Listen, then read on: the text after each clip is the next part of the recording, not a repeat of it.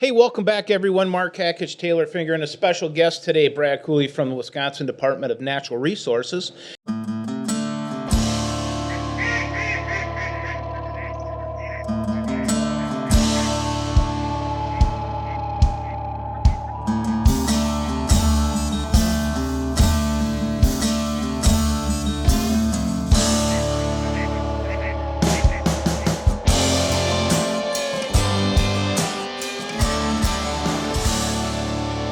Wildlife Federations, The Hide. And today, Brad, tell us about what you do for the Department of Natural Resources. Yeah, thanks, Mark. So my name is Brad Koele. I administer our wildlife damage and conflict program. There's a lot of Did you say conflict? Conflict, yeah. Okay. Yep. So we kind of group things, into conflict, and it's not just agricultural damage. It's not just urban. It's conflict. We don't have any problems with wildlife. What are you talking about? Nope, exactly. Yeah. None at all. None at all. So there's a variety of assets to the program or different perspectives on the program. We have our wildlife damage abatement and claims program. That's the program that's specific to agricultural producers.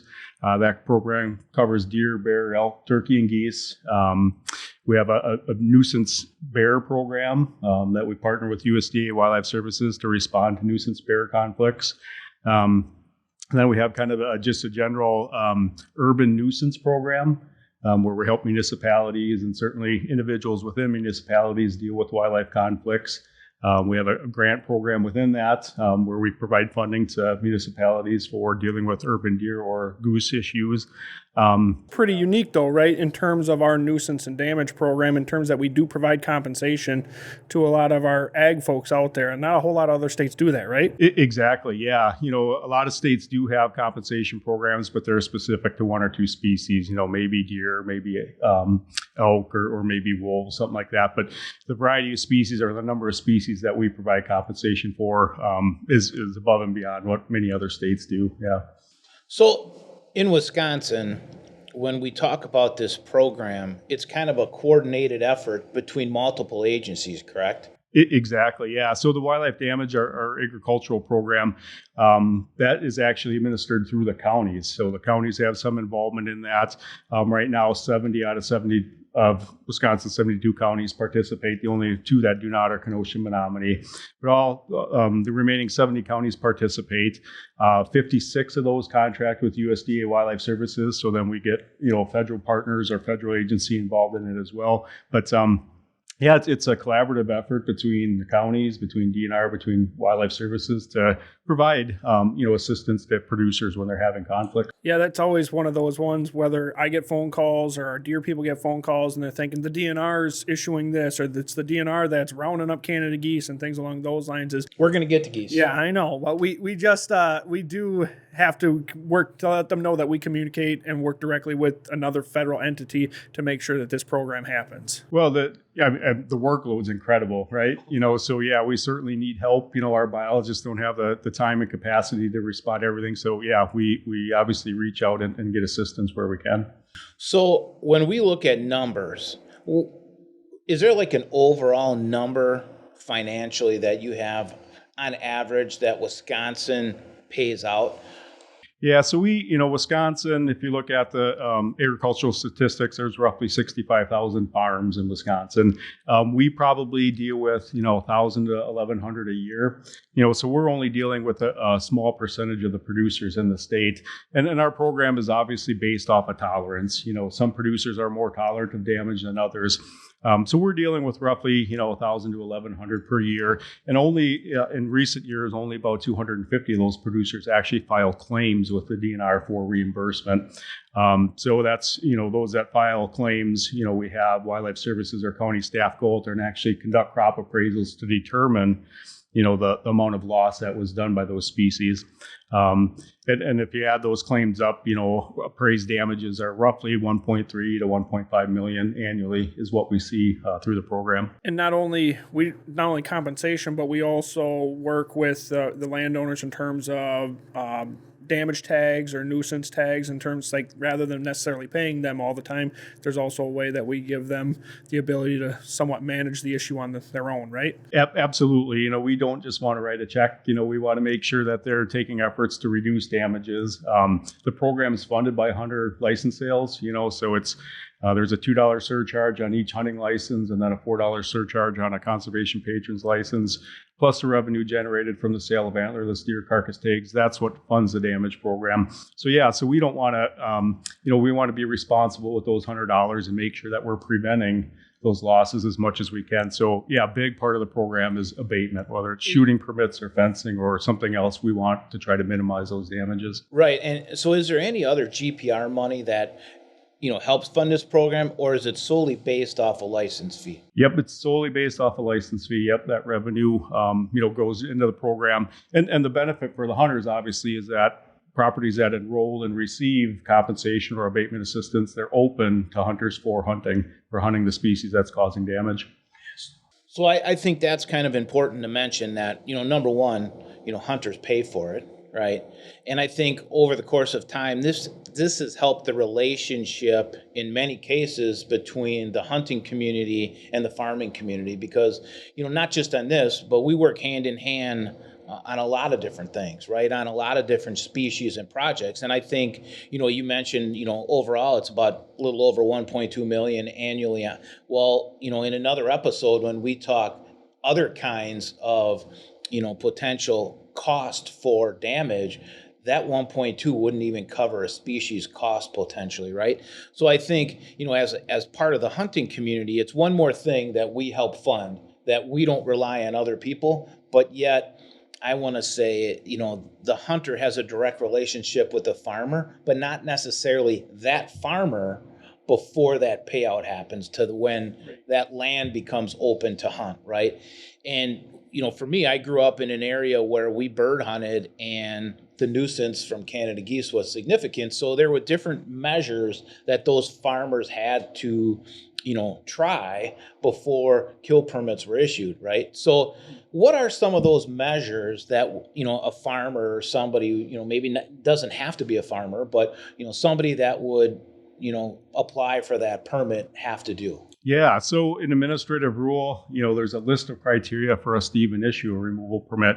And for agricultural damage, the big one is damage has to be likely to meet or exceed $1,000 in the current growing season.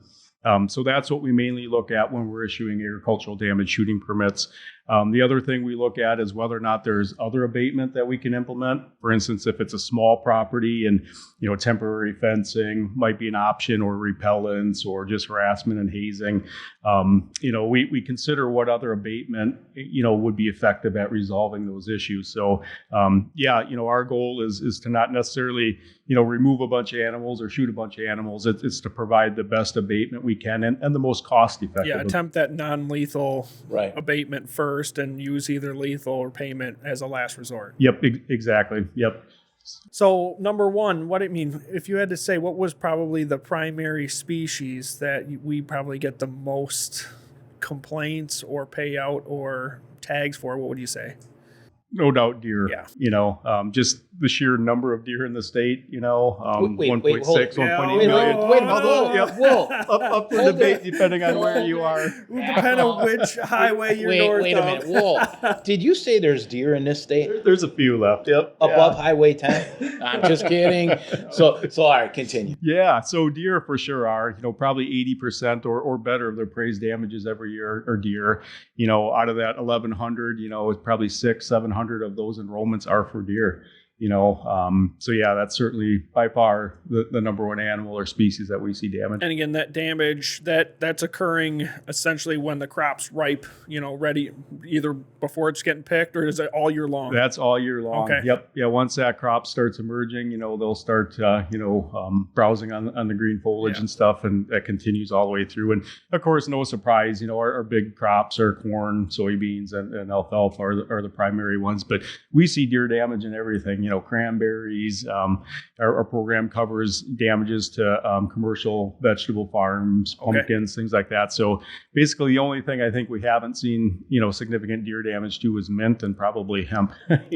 So otherwise, deer. I haven't figured that one out yet. Yeah, I haven't figured that out yet. Until they do. Yeah. Standing room only. That's right. Yeah. So if an animal is harvested or killed on a kill permit, are there any restrictions for that person or property? As far as the shooting permits, no. Depending on the species, for deer, for example, just like a deer shot during the harvest season, they have to be registered. So we keep track of everything. And typically a damage year, we'll have 3,500 to 4,000 deer shot on shooting permits every year. And if you look at that harvest by county or by zone, deer zone, it's anywhere from 0 to 4% of the harvest in the county. So it's not substantial, but certainly in local areas it can impact what neighboring landowners see. You did say that if they are issued tags, they do have to allow the public onto the property, correct? Correct, yeah. Exactly. Yeah, there is in state statute, there's an exemption for deer. So under deer enrollments, there's an exemption. We call it Act 82, which was just the legislative bill number at that time, where we can issue them a shooting permit.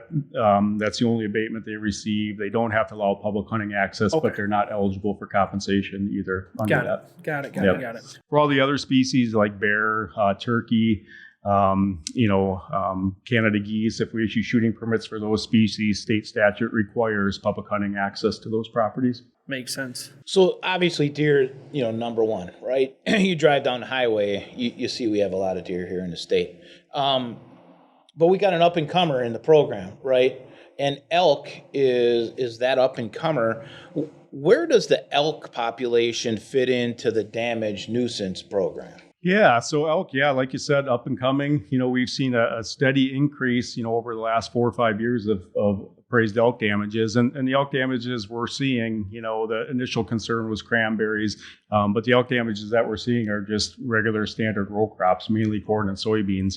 And with elk, it's not necessarily, or any wildlife species, it's not necessarily the number of animals, it's where those animals are located, and certainly for elk, we have these herds, these big herds that. And pretty dense, yeah. Yep. Exactly, and have gone into these agricultural areas and caused significant damages. Deer, we might be talking about, 10, 15 deer coming to a field. Elk, it might be 30, 40 elk coming to a field. And certainly it's a lot, big animal. a big animal and a lot heavier grazing pressure, where, deer will chew and nibble and stuff, where elk just eat the whole plant, So. Question, when you guys have taken those phone calls, is it still like, I'm a farmer and it's still pretty cool to see elk, but I want to get paid for it? They don't seem to quite get the angst that some of our other species are like, God, I don't want to see another deer on my property. But I'm guessing elk probably have a little bit different reaction at this point. Yeah, most of the farmers, it's our producers, it's mixed. They enjoy seeing the elk and like the elk, but then they're concerned. The other thing with agriculture, obviously, is inputs are high.